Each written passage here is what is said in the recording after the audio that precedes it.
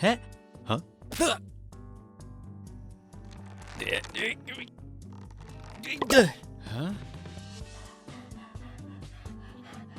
Blah.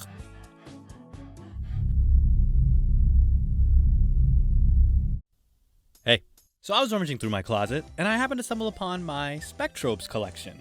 Now, I know what you're all thinking. Your what? You heard me. My Spectrobes collection. Little attaboy loved these games growing up. And so, since I wanted a good dose of nostalgia and in an effort to relive a part of my childhood, I decided to try playing the first game again. That was a mistake. Oh my goodness, why am I moving like that?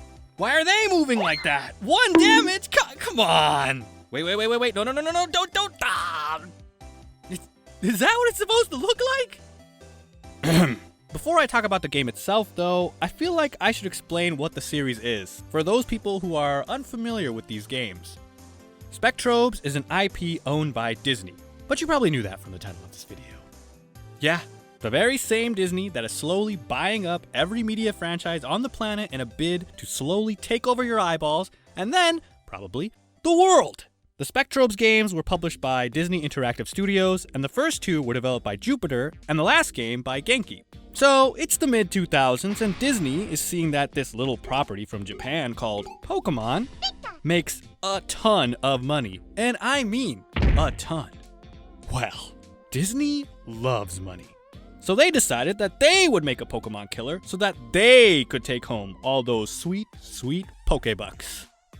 Disney, with all their money and some of the most talented people in the industry, came up with this.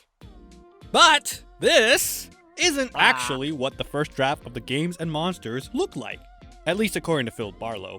This is actually what the concept started as, and the designs are pretty different. But are they an improvement?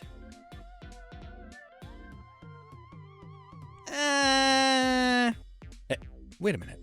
That one looks a little familiar. But one thing's clear. The main characters weren't anime enough for Disney. You see, Disney's plan wasn't to beat Pokemon by utilizing their vast reserves of famous properties and talented artists to make a new and unique game that only Disney could make. Nah. They were going to go the way of the shameless cash grab. And that meant anime. And these guys turned into these guys. Now, was that an improvement? But enough about the history. This is a game, and you're supposed to play games, not just talk about them. So how does this game play?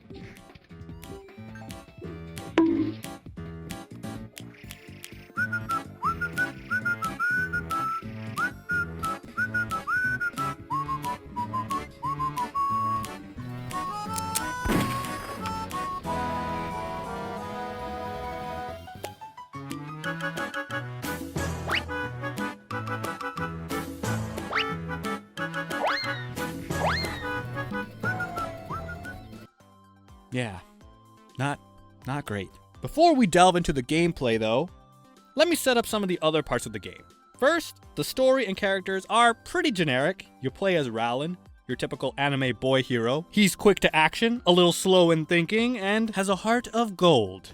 You also have a partner in the game. Her name's Gina, but she doesn't get to go on the adventure. She's stuck in the ship and is your navigator. She's also the brains of the two, and she gives you missions and reminds Rowland that he's an idiot. Apparently, in the original concept of Spectrobes, Gina was supposed to be the main character. So they did her pretty dirty here. But for all you Gina fans out there, don't worry, she becomes playable eventually, but just not in this game. But I'm getting ahead of myself. The story in the first game starts with Rowland and Gina finding an old guy that crash lands on some random planet. They go to investigate, and when you do, whoa! A weird looking and extremely pixelated black tornado hits you. And then, whoa! Weird goopy things pop up and attack you. And then, whoa! These weird creatures come and help you fight because you do like 1 damage without them. Then the fight's over, the creatures disappear, and the old guy comes back from the dead and explains what is happening. Which is that the evil goops are going to take over the galaxy and only the Spectrobes with Rowland and maybe Gina can save it. So go out and catch them all, defeat them all! And that's basically it. You spend the whole game traveling from world to world, finding Spectrobes, killing the goopy enemies, collecting MacGuffins, kill the final boss, and boom, you save the universe. Or did you? So yeah, nothing noteworthy, pretty bog standard plot. With the plot and characters out of the way, we can talk about the Spectrobes, are not Pokemon. So the main gimmick of the game is that the Spectrobes all went extinct, probably because of climate change. And the only way to find them is as fossils, and to bring them back to life so you can make them fight for you. And to do that, you have to use every feature the DS has. And I mean, every feature. Alright, so Spectrobes start out as a rock with a fossil inside. And you have to carefully extract the fossil by using the touchscreen to break the rock away using a multitude of tools the game gives you. And a hairdryer, for some reason. Also, when you're breaking the rock, it gets dusty, so you gotta get rid of the dust. And how are you gonna do that? Duh! You have to blow into the microphone to blow the dust off. Just as a side note, I'm pretty sure the adults at the doctor's waiting room probably thought I was some kind of weirdo, huffing and puffing into the microphone like a madman. I mean, you could use the hairdryer button, but that's lame. I want to feel like a paleontologist, gosh dang it. But anyway, you blew the dust off and you hopefully got the fossil out, mostly crack-free. Great. Now you have a Spectrobe, right? Wrong. There's still one more step you gotta do to get your red not Pikachu. And that is yelling as loud as you possibly can into the DS's microphone to wake it up. And after causing the neighbors to call the police for thinking a child was being murdered at your house, you finally have a baby Spectrobe. Look at him. Look at what your hard work has accomplished. Really, just stare deep into his eyes. No, don't look away. Keep looking. Aww.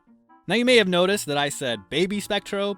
Another way that Spectrobe shamelessly copies Pokemon is that the Spectrobes can evolve. They start in child form, and then they can evolve into an adult form, and then they can evolve even further into an evolved form. The baby forms can't fight, but they can find resources, so it's mainly up to the adult and evolved forms to help you out in battle. Which leads us into the main gameplay loop of the game. Basically, once you have your cute Spectrobes, you go out and you look for other fossils of Spectrobes. And how do you do that? Simple! You just click on your Spectrobe and it sends out a circle, and anything in that circle shows up as a sparkle. Kinda like a radar. Okay, cool, not a problem, right? Well, not quite. For one thing, the radius is tiny. Alright, yes, other baby Spectrobes have bigger ranges, and the point is to find those other Spectrobes. But another issue is that you can't search while moving. So you basically walk, and then stop, and click, and walk, and then stop, and click, and walk, and then stop, and click, and stop, and stop, and walk, and stop, and click, and walk, and click, and stop, and click. It gets pretty cumbersome, and isn't the most fun. Also, the traversal areas are pretty big, and the game doesn't give you a map. So I found myself getting lost a lot. And then there's the combat. Ugh, the combat. So once you get touched by a black tornado, you get put into a battle, like I mentioned earlier. You have 3 characters to control, Rallin and the 2 Spectrobes. Rallin attacks with the X button, and the Spectrobes attack with the left and right shoulder buttons. That's all well and good, except each character shares the same action bar. So you can only attack once with any character. Then you basically have to wait for it to recharge before you can attack again at all, slowing the combat way down. It makes this game kind of feel like a slog, especially in the beginning sections of the game. Now, it might sound like this game is awful and there's nothing redeeming about it, but there is a positive side to the game. But there's pretty much only one, and that's the Spectrobe's designs. Now, I'm not talking about the child forms. They're ugly! But the adult and evolved Spectrobes, now those designs are the epitome of cool. And it's probably why little Attaboy loved these games so much. Even this thing evolved into something super awesome. I mean, look at these things. With the sweet tribal markings and the inspiration from Aztec drawings, they're just so dang cool. The only problem with the designs are that the baby Spectrobes aren't really memorable or cute. I mean, a lot of these have faces that only a mother could love. And that's pushing it, honestly.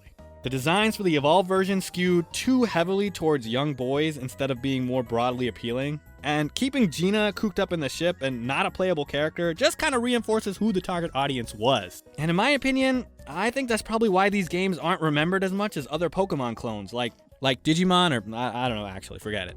But hey, the game was successful enough to garner 2 sequels, so that's something.